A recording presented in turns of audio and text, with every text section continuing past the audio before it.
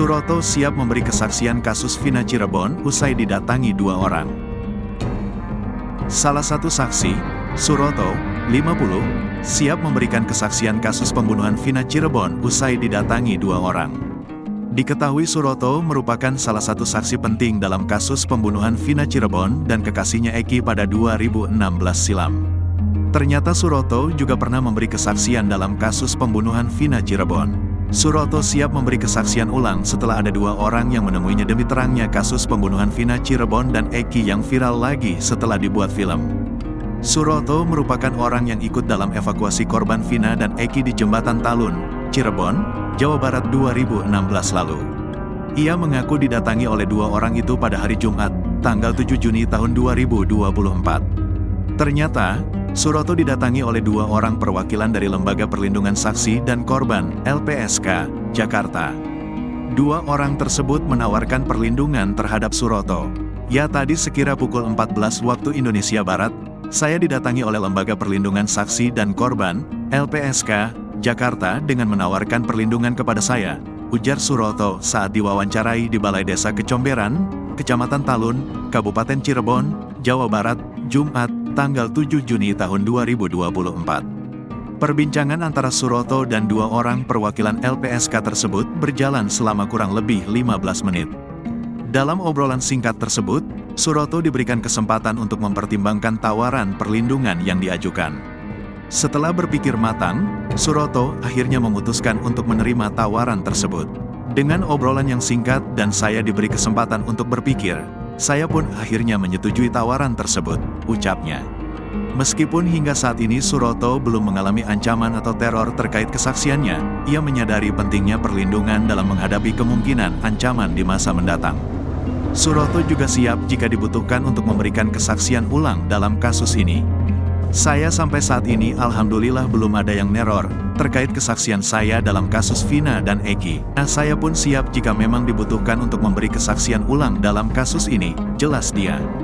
Dalam pertemuan tersebut, Suroto juga menerima amanat khusus dari LPSK untuk segera melapor jika mengalami hal-hal yang tidak mengenakan, seperti menerima telepon atau teror yang berkelanjutan. Saya diberi amanat khusus, yaitu apabila saya mengalami hal-hal yang tidak mengenakan, seperti ada orang nelpon terus-menerus, neror langsung hubungi saya gitu, katanya. Suroto menyetujui penawaran dari LPSK karena menyadari bahwa kasus ini sudah menjadi perhatian besar dan penting untuk memastikan kesaksiannya diterima dengan baik. Saya meminta perlindungan karena kesaksian ini sudah terbilang kasus besar. Saya juga belum tahu mana yang benar, apakah keterangan saya sebagai saksi ini nanti bisa diterima oleh kedua belah pihak yang tidak senang maupun yang senang, ujarnya. Ia juga menegaskan bahwa semua keterangan yang disampaikannya telah disampaikan secara benar dan sesuai dengan kesaksiannya. Insya Allah, semua yang saya katakan keterangannya sudah disampaikan secara benar dan sesuai kesaksian saya, ucap dia.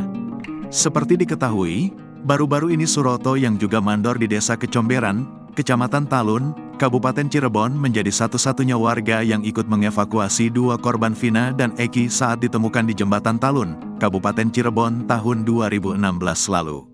Diceritakannya, kejadian tersebut terjadi pada malam hari sekitar pukul 22 waktu Indonesia Barat saat Suroto tengah melakukan ronda di wilayah yang sering terjadi pembegalan.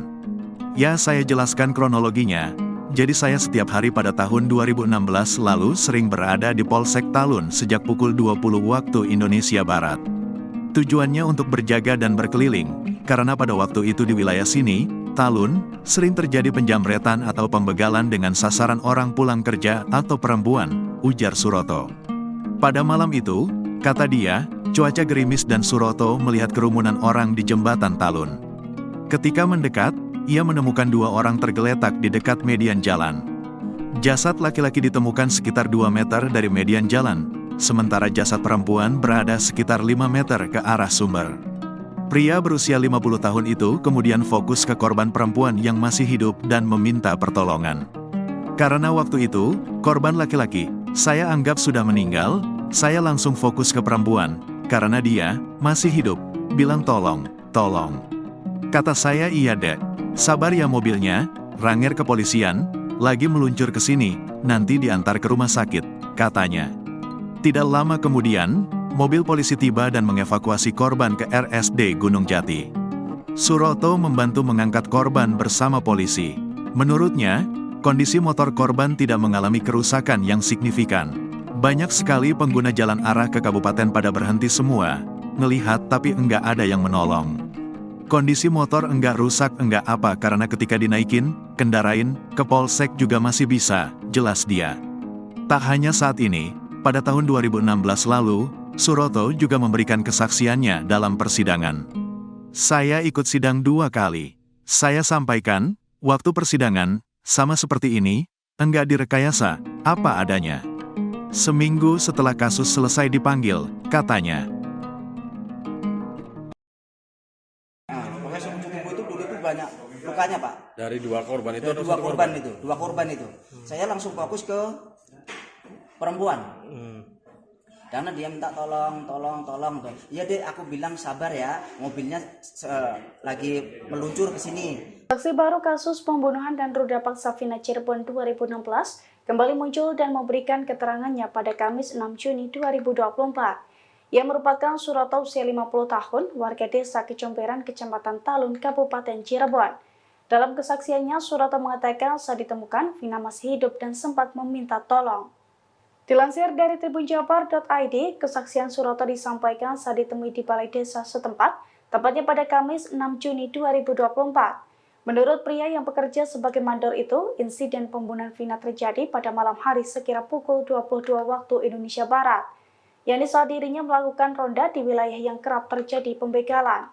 Saat di lokasi kejadian, Suroto mengaku melihat Vina dan Eki tergeletak di dekat median jalan. Ia pun mengaku sempat memeriksa keduanya. Namun saat itu Eki telah meninggal dunia dengan darah mengalir dari kepala dan tubuhnya. Sementara Vina masih hidup dan sempat merintih meminta tolong kepadanya. Tak lama kemudian mobil polisi tiba dan mengevakuasi korban ke RSD Gunung Jati. Namun saat turut membantu polisi mengangkat tubuh Vina dan Eki, Suroto mengaku melihat kejanggalan dari pakaian Vina, di mana menurutnya pakaian bawah Vina melorot hingga area sensitifnya terlihat. Pokoknya sepupu itu dulu itu banyak lukanya Pak. Dari 2 korban itu. Dari dua korban itu. Saya langsung fokus ke perempuan. Karena dia minta tolong. Iya deh, aku bilang sabar ya, mobilnya lagi meluncur ke sini, nanti dibawa ke rumah sakit. Iya tolong. Gak lama kemudian mobil itu datang, baru kita evakuasi ke rumah sakit Gunung Jati. Itu ngangkat korban itu juga bertiga aja sama anggota polisi dan saya.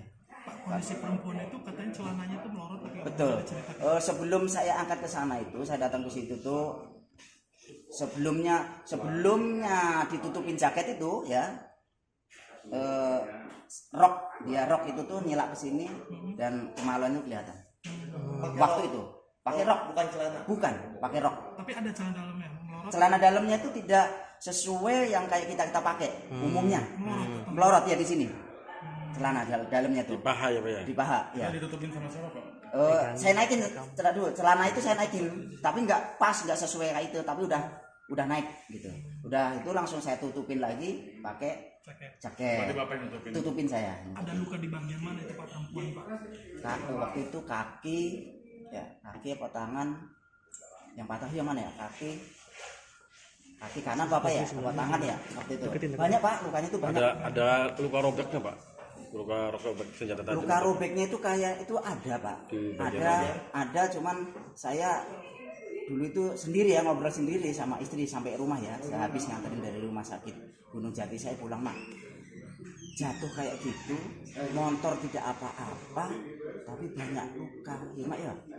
Kalau orang jatuh umumnya paling kan besot-besot bleret dan patah. Ya Mak ya, itu mukanya nggak laki nggak perempuan, lebam semua kayak Banyak luka. habis dipukulin gitu, dipukul di apa gitu, gitu. Banyak luka ya. Banyak luka gitu Sedangkan loh. yang Nah, Ekinya sendiri lukanya di mana aja Pak? Ekinya dari pala ada Pak, dari